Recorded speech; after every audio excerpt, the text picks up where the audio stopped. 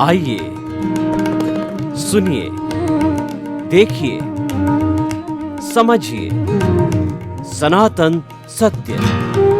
जैसी दृष्टि वैसी सृष्टि, दृष्टि विज्ञान। कुदरत, कुदरती रचना एवं कुदरत के कानून से शाश्वत सुख की प्राप्ति। जोधपुर के परम पूज्य महात्मा उपासक प्रोफेसर डॉक्टर सोहन राज तातेड़ के निर्देशन में सनातन सत्य। जैसी दृष्टि वैसी सृष्टि, दृष्टि विज्ञान।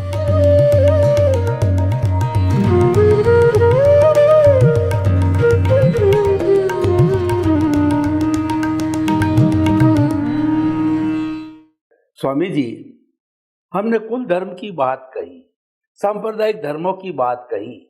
भगवान महावीर के समय से 360-65 तरह के कुल धर्म, सांप्रदायिक धर्म आज दुनिया में चल रहे हैं। हर एक अपना अपना, जैसा आपने कहा कि वो फॉर्मेट पर आधारित होती है और 9 आपने उसकी श्रेणियां बताई है। तो हम अभी ये एपिसोड जो है वो तुलनात्मक धर्म दर्शन को तुलनात्मक दृष्टि से अध्यात्म विज्ञान से जोड़ करके जो है करना चाहेंगे। तो सबसे पहले जो है मैं जो है वो वेदांत दर्शन को लेता हूँ। वेदांत दर्शन है द्वैत, अद्वैत, विशिष्टाद्वैत इत्यादि बहुत से भागों में बटा हुआ है, लेकिन मूल रूप से उनका जो कॉन्सेप्ट है कि जहाँ 1 से 2 होते हैं वह द्वैत होते हैं, और वो असंख्य तक भी पहुंच सकते हैं, और वहाँ द्वंद्व है, और द्वंद्वातीत अवस्था है, वह अद्वैत की अवस्था है, वो आत्मा की अवस्था है, वो ब्रह्म की अवस्था है।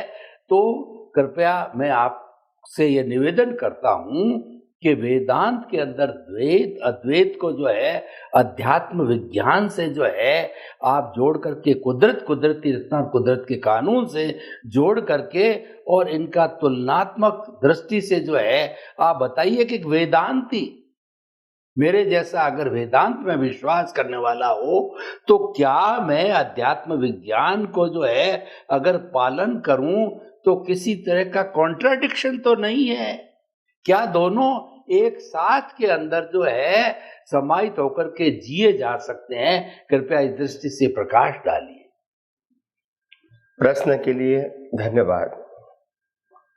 सबसे बड़ी बात क्या है कि भारतवर्ष में ये जो वेदांत का जो मार्ग है वो फैला हुआ है। हजारों लाखों करोड़ों लोग वेदांत को मानते हैं, खास करके ब्राह्मण लोग। और 4 वेदांत, 4 प्रकार की कैटेगरी के 1, 2, 3, 4 प्रकार के वेदांत बताए गए हैं किताब के रूप में। और वेदांत के अंदर मूलतः द्वैत, अद्वैत और द्वैताद्वैत से पर ये एक अवस्था बताई गई है। तो आत्मा द्वैत है और प्रकृति अद्वैत है,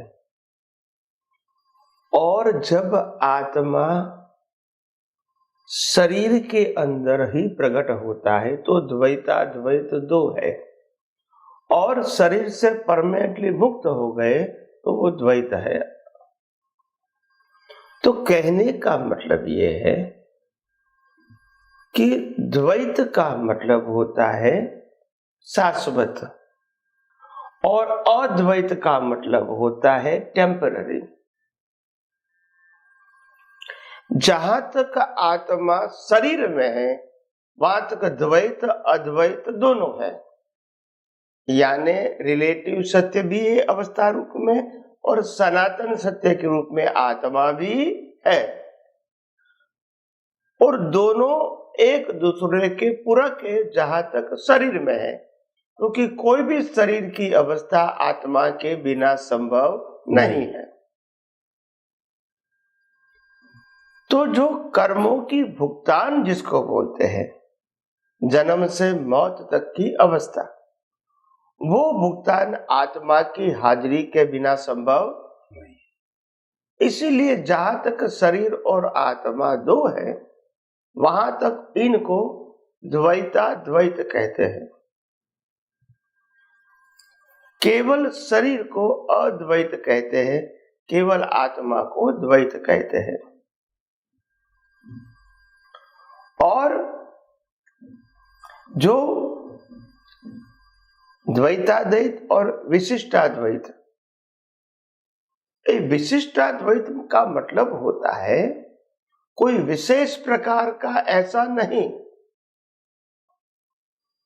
मगर जो आत्मा प्रकृति से मुक्त हो गया, परमानेंट, वो विशिष्ट हो गया, यानी स्पेशल, अभी उनको बॉडी की भी जरूरत नहीं है। तो कॉज इफेक्ट दोनों बंद हो गए, तो जन्म मरण भी बंद हो गया। तो आध्यात्म विज्ञान यही कहता है कि आत्मा भी है और कुदरत भी है, और कुदरत है तो तत्व भी है, कानून भी है और अवस्था भी है। और आत्मा में न कोई कानून है न कोई अवस्था है, दोनों है। तो आत्मा वो द्वैत है, प्रकृति है वो अद्वैत है। और जहां तक हमने द्वैत अद्वैत को सिद्धांत के रूप में नहीं जाना है, वहां तक जन्म मरण के चक्कर है। क्योंकि अगर हमको आत्मा की द्वैत की अनुभूति करनी है तो अद्वैत क्या है वो आइडेंटिफाई करना पड़ेगा। अद्वैत का स्टेटस क्या है, अद्वैत की क्वालिटी क्या है, अद्वैत का लाइफ क्या है अवस्था के रूप में, और इसको बनाने चलाने और अंत करने वाला कौन है, कुदरत के रूप में। ये सब नहीं जानेंगे तो द्वैत अद्वैत अलग नहीं होंगे, साथ में ही रहेंगे और कर्म के माध्यम से जन्म मरण के चक्कर चालू रहेंगे। अगर हमको जन्म मरण के चक्कर समाप्त करना है तो द्वैत और अद्वैत को सनातन सिद्धांत के रूप में समझना पड़ेगा। तब द्वैताद्वैत से पर अवस्था केवल आत्मा की अनुभूति है, वो कर सकते हैं। तो इसीलिए ये कोई वेदांत और आध्यात्म में कोई डिफरेंस नहीं है, खाली प्रेजेंटेशन का डिफरेंस है, समझने की रीत कहो, दृष्टि से फॉलो करने की रीत कहो, वो शायद शब्दों के माध्यम से अलग हो सकती है, सिद्धांत के रूप में अलग नहीं हो सकती है। क्योंकि द्वैत अद्वैत ही तो आध्यात्म के अंदर चेतन और जड़ की अवस्था है। एक तरफ चेतन है और दूसरी तरफ जड़ की अवस्था है, शरीर की अवस्था है, प्रकृति की अवस्था है, जो कुदरती रचना है। तो ये दोनों को सिद्धांत के रूप में समझना, यही तो आध्यात्म है। आध्यात्म कोई संप्रदाय नहीं है, वैसे वेदांत भी कोई संप्रदाय नहीं है, मगर वेदांत को व्यक्ति के रूप में जोड़ दिया, गुरु के रूप में जोड़ दिया, क्रिया के रूप में जोड़ दिया, रिचुअल्स के रूप में जोड़ दिया, तो अपने आप संप्रदाय बन गया। इसीलिए वेदांत और आध्यात्म विज्ञान में फंडामेंटल कोई अंतर नहीं है। मगर समझने का तरीका जो है वो जिस लेवल पे वो पहुंचे हैं इतना इसको समझ में आएगा। रिलेटिव सत्य का लेवल सनातन सत्य का लेवल नहीं होता है, वो अंतिम सत्य होता है, सिर्फ अनुभव करने का होता है। मगर जो समझने का जो लेवल है उसी लेवल तक हम समझ पाएंगे, उसके आगे हम समझ नहीं पाएंगे जहां तक उस लेवल पे पहुंचेंगे नहीं। तो आध्यात्म विज्ञान ये सनातन सत्य को समझने में सहायक बनता है। ये नहीं कहता है कि ये जो द्वैत अद्वैत की जो वेदांत की बातें हो वो गलत है, ये नहीं कहता है।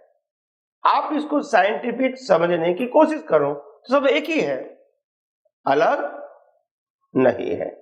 तो इसीलिए फंडामेंटली कोई वेदांत और आध्यात्म विज्ञान में कोई अंतर नहीं है। मगर अभी जो मान्यता वाला वेदांत है, रिचुअल्स वाला वेदांत है, सांप्रदायिक फॉर्म में प्रेजेंट करते हैं, फॉर्मेट के फॉर्म में प्रेजेंट करते हैं, वो वेदांत वो लौकिक है, वो चारों गति में घूमने के लिए है। और आध्यात्मिक वेदांत है वो जन्म मरण से मुक्ति पाने के लिए। तो उस लेवल पे दोनों एक ही है। स्वामी जी आपका बहुत बहुत धन्यवाद।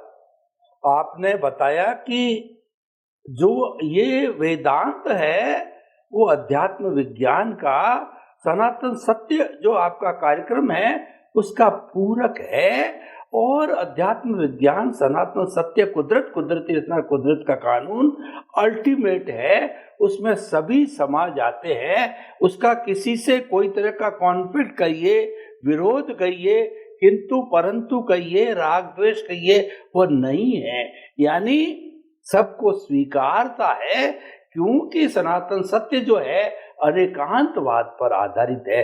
बहुत सुंदर व्याख्या स्वामी जी आपने की। अब मैं थोड़ा अध्यात्म विज्ञान को गीता से जोड़ता हूं। गीता युद्ध के मैदान के अंदर लिखी गई और वो पैदा हुई और प्रेषित की गई, और प्रतिदिन का एक एक अध्याय जो भगवान कृष्ण ने जब अर्जुन ने हथियार डाल दिए निरुत्साहित होता गया, तब उसको शिक्षा देने के लिए एक एक अध्याय जो भगवान कृष्ण ने दिए, 6 अध्याय बन गए। वो बन गए हमारा कर्मयोग, दूसरे 6 अध्याय जो ज्ञान योग, तीसरा भक्ति योग, और सबका कंक्लूजन जो विज्ञान योग बताया गया। तो स्वामी जी आपका जो सनातन सत्य है उसको गीता से जोड़ करके और तीनों 8 18 अध्याय से जोड़ करके आप कहते हैं कि कोई तरह का भेद नहीं है, प्रेजेंटेशन अलग अलग होता है। तो कृपया इसका भी थोड़ा सा जो अच्छी दृष्टि से और मिलनसारिता की दृष्टि से कंपैरिजन करके जो लोगों को बताएं, ताकि लोगों के दिमाग में ये बात आ जाए कि सनातन सत्य तो अल्टीमेट है, उसमें सभी समा जाते हैं। और सनातन सत्य को किसी भी कुल धर्म संप्रदाय धर्म मानव धर्म से कोई ऐतराज नहीं है, वो तो नदियां है और सनातन सत्य समुद्र है, सभी उसी में आकर के मिलती है। कृपया स्पष्टीकरण थोड़ा दीजिए गीता और अध्यात्म विज्ञान। प्रश्न के लिए धन्यवाद। सबसे बड़ी बात यह है, गीता का अध्याय 18 अध्याय श्री कृष्ण भगवान ने महाभारत के युद्ध के अंदर अर्जुन के प्रश्न के उत्तर को बताने के लिए, समझाने के लिए और उनका आत्मविश्वास जगाने के लिए ये पूरा अध्याय प्रस्तुत किया गया।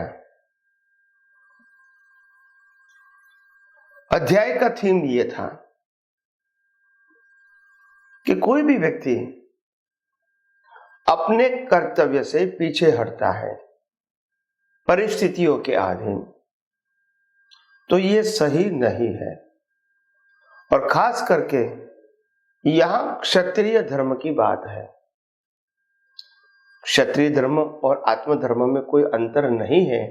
हम क्षत्रिय को एक जाति के रूप में मानते हैं क्षत्रिय का मतलब होता है कि जो ध्येय के साथ आगे बढ़ता है वो कभी पीछे मुड़ के देखता नहीं है, चाहे शरीर का अस्तित्व रहे या न रहे। ये क्षत्रियता है। तो कृष्ण भगवान महाभारत के अंदर, क्योंकि वो सारथी बन के आए थे और उन्होंने खुद ने ही नियम बनाया था कि मैं युद्ध के अंदर हथियार धारण नहीं करूंगा, हथियार का उपयोग नहीं करूंगा, मैं सिर्फ सारथी बन के रहूंगा। तो वो सारथी बन के, अर्जुन के रथ के सारथी बन के उनके साथ रहे और रथ को युद्ध के मैदान में बीचों बीच ला के रख दिया। तो अभी कृष्ण भगवान का रोल एक दृष्टिकोण से वहां खत्म हो गया और अभी अर्जुन का रोल युद्ध करने का शुरू हो रहा है। उस समय जब अर्जुन युद्ध की शुरुआत करने जा रहा है, तब उन्होंने अपने सामने मुआयना किया कि मेरे सामने कौन कौन है। कोई भी योद्धा होता है तो पहले सामने देख लेता है कि कौन कौन है प्रतिद्वंदी, ताकि फिर बाद में उसी प्रकार से वो युद्ध करें। तो उन्होंने मुआयना किया कि मेरे सामने मैं किन किन व्यक्तियों के सामने लड़ने की तैयारी कर रहा हूं। तो उन्होंने देखा कि मेरे सामने मेरे छोटे भाई हैं, बड़े भाई हैं, मेरे स्वजन हैं, मेरे पितामह हैं, मेरे गुरुजन हैं, मेरे मित्र हैं, मेरे रिलेटिव्स भी हैं, मेरे नेबर्स भी हैं। ये सब लोग मेरे पहचान वाले हैं। ये कोई अननोन पर्सन नहीं है और न ही वो रियल में शत्रु है। ये सब मेरे परिवारजन लोग हैं और जिन्होंने मेरे साथ समय बिताए ऐसे मेरे मित्र भी हैं और जिन्होंने मेरे को शिक्षा दिया वो गुरुजन भी मेरे सामने हैं। और इसलिए इनडायरेक्टली कोई विरोधी तो है ही नहीं, फिर भी मैं उनके सामने युद्ध करने के लिए यहां आया हूं। तो मेरे को लगता है कि जो सब मेरे ही है, मेरे ही पहचान वाले हैं और इनको मैं मार के अगर विजय भी प्राप्त करूंगा तो ये कोई सिद्धि नहीं होगी, ये कोई मेरे रेगुलर दुश्मन नहीं है, आत्मग्लानि होगी। तो उस समय वो इस अवस्थाओं को देखकर सोच के फिर उन्हें वैराग्य भाव से, व्यवहारिक या स्थूल वैराग्य भाव से उन्होंने हथियार डाल दिए। तब कृष्ण भगवान को मालूम हुआ कि ये अर्जुन ने हथियार क्यों रख दिए। वो समझ गए, वो ज्ञानी थे। तब कृष्ण भगवान ने कहा कि क्यों आपने हथियार रख दिए? आप तो क्षत्रिय हैं और युद्ध के मैदान में युद्ध करने के लिए आए हैं और युद्ध के मैदान में आने के बाद पीछे हट करना एक क्षत्रियों का धर्म नहीं है। तो इसीलिए उन्होंने कहा कि बात तो सही है, क्षत्रियों का धर्म युद्ध करना ही है क्योंकि मैदान में आए हैं,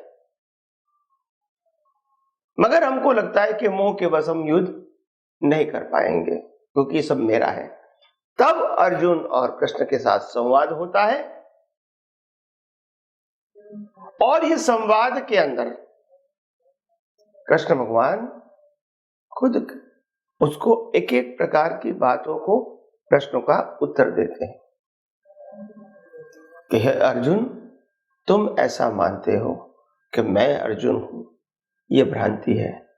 तू अर्जुन नहीं है, तू शुद्धात्मा है, तू चेतन है, तू अविनाशी है, तू शाश्वत है। और अर्जुन युद्ध के मैदान में निमित्त के रूप में आया है, मगर वो तू नहीं है। और अर्जुन को तू चला रहा भी नहीं है, वो कुदरत चला रहा है कर्म सत्ता के अधीन।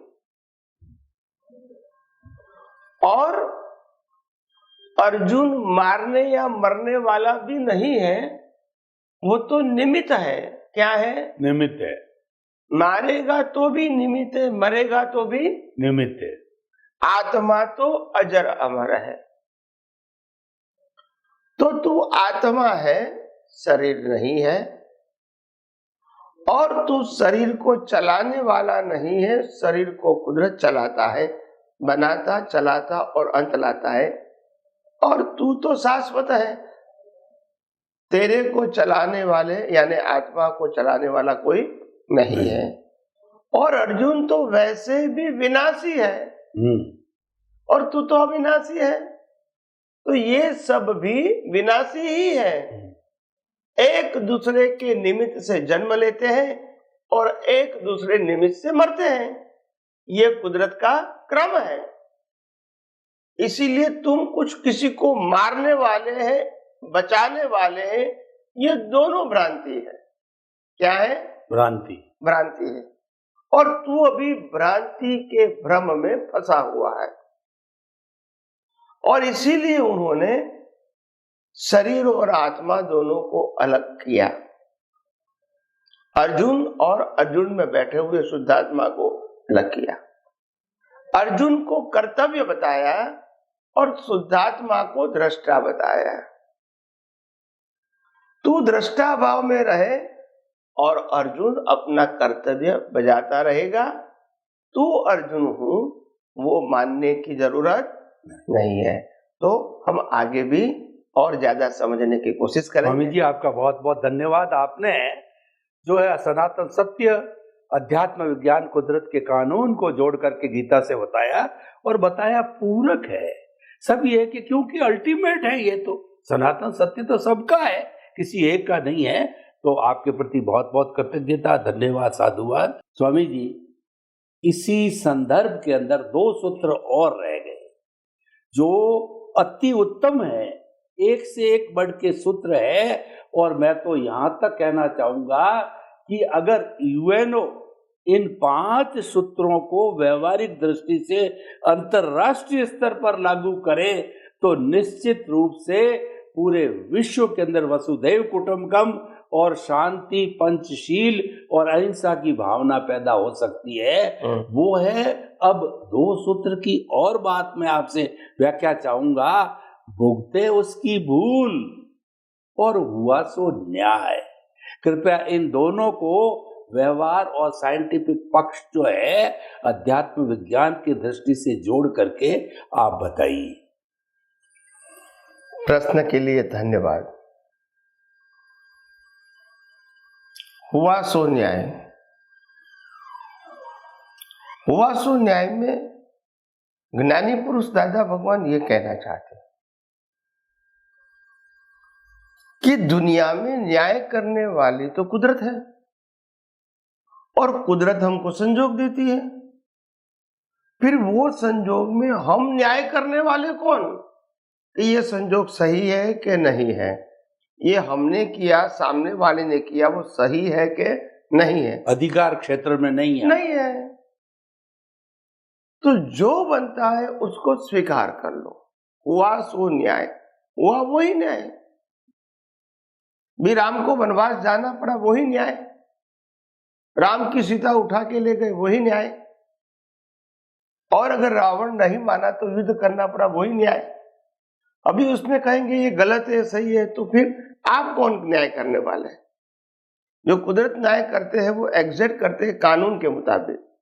आप आपके व्यू पॉइंट से अलग बता सकते हैं, मगर जो न्याय हुआ वो करेक्ट है। इससे करेक्ट कोई न्याय हो सकता नहीं है। तो हुआ सो न्याय का मतलब होता है जन्म से मौत तक मन वचन काया से जो कुछ भी हो रहा है इसको एक कुदरत के न्याय के स्वरूप स्वीकार कर ले तो ब्लेम और क्लेम जो एक दूसरे के प्रति होता है वो रहेगा ही नहीं। तो ये एक दूसरे के प्रति जो वैर भावना होती है, द्वेष भावना होती है, एक दूसरे के ऊपर जिम्मेदारी डाल देते हैं, इसको मिटाने के लिए हुआ सो न्याय वो सूत्र ज्ञानी पुरुष दादा भगवान ने दिया। इसके अलावा दूसरा सूत्र दिया, टकराव टालिए, भुगते उसकी भूल। भुगते उसकी भूल, जो भुगतते हैं उसकी ही भूल है। ज्यादातर हम व्यवहार जीवन में सामने वाले की भूल देखते हैं कि हमको जो कुछ भुगतान आया वो ये उनकी वजह से आया, जो कुछ नुकसान हुआ, जो कुछ सहन करना पड़ा, जो कुछ भुगतान करना पड़ा, इसके लिए वो जिम्मेदार है, ऐसा हम मानते हैं व्यवहार से। तो ज्ञानी पुरुष ये बताना चाहते हैं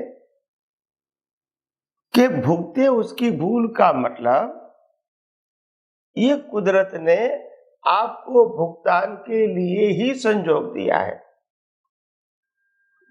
और ये संजोग में आपको भुगतान आई, इसके लिए भुगतान देने वाले जिम्मेदार नहीं है। ये कुदरत ने देने वाले, भुगतान देने वाले और भुगतान की अनुभूति करने वाले दोनों का हिसाब पूरा करने के लिए संजोग दिया है। कुदरत तो ड्यूटी करती है, ड्यूटी करती है। तो ज्ञानी पुरुष ने बताया कि जो भुगतान करते उसकी भूल का मतलब यह है, आज हमको जो व्यक्ति निर्दोष दिखती है, यानी उसकी गलती नहीं दिखती है, फिर भी राम को वनवास जाना पड़ा, तो वो कई की भूल दिखती है, मगर ऐसा नहीं है। कुदरत का एक ही कानून है कि जिसको भुगतान हुआ तो बिना भुगतान सफरिंग नहीं होता है, बिना कर्म सफरिंग नहीं होता है, और अगर सफरिंग है तो कर्म किया ही है। यानी सिंपल भाषा में कहो, जो दोषित है इनको सजा मिलेगी और निर्दोष को सजा नहीं मिलेगी, मगर जिसको सजा मिल रही है वो दोषित नहीं है ऐसा मानोगे तो फिर आपको विज्ञान नहीं समझ में आएगा और राग द्वेष होता रहेगा। तो निर्दोष, कुदरत कहते हैं कि निर्दोष को सजा नहीं है, और जिसको सजा मिलती है वो निर्दोष हो ही नहीं सकता। अभी वो निर्दोष हो सकता है, मगर अभी के कर्मों की सजा नहीं है, वो तो पिछले अवतार के कर्मों के फल स्वरूप सजा है। तो आप अभी संजोगों के आधार से दोषित निर्दोष देखना चाहते हैं, ये आपकी अज्ञानता है। वास्तव में सजा मिली मतलब दोष था ही, ये कहने का मतलब है।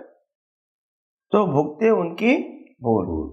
तो कहने का मतलब है कहीं अवतारों से, कहीं सदियों से हम अपने जीवन में ऐसी छोटी छोटी बातों के अंदर भी गलतियां करते रहते हैं, राग द्वेष करते रहते हैं और जन्म मरण के चक्कर में घूमते रहते हैं। तो इसका सॉल्यूशन के लिए ज्ञानी पुरुष दादा भगवान ने टकराव टालिए और भुगते उसकी भूल, ये दोनों सूत्र आम लोगों को व्यवहार जीवन में अपने दृष्टि में रखने के लिए कहा, ताकि आपका जीवन सरल, सहज और सुगम बन जाए। ये उनका अंतराशय था, और हम सब इस अंतराशय वाले सूत्रों को आत्मसात करके अपना जीवन वर्तमान और अपना भविष्य का जीवन नेक्स्ट बर्थ का, वो भी उत्कृष्ट, धर्ममय, मंगलमय और आध्यात्म बना सकते हैं। तो आइए हम आगे भी ऐसे विज्ञान की बातें करते रहेंगे और हम प्रगति के मार्ग में आगे बढ़ते रहेंगे। स्वामी जी, बहुत सुंदर स्पष्टीकरण आपने दिया, तो स्वामी जी आपका बहुत बहुत धन्यवाद। समय पूरा हो रहा है, आपके प्रति कृतज्ञता। जय सच्चिदानंद। जय सच्चिदानंद।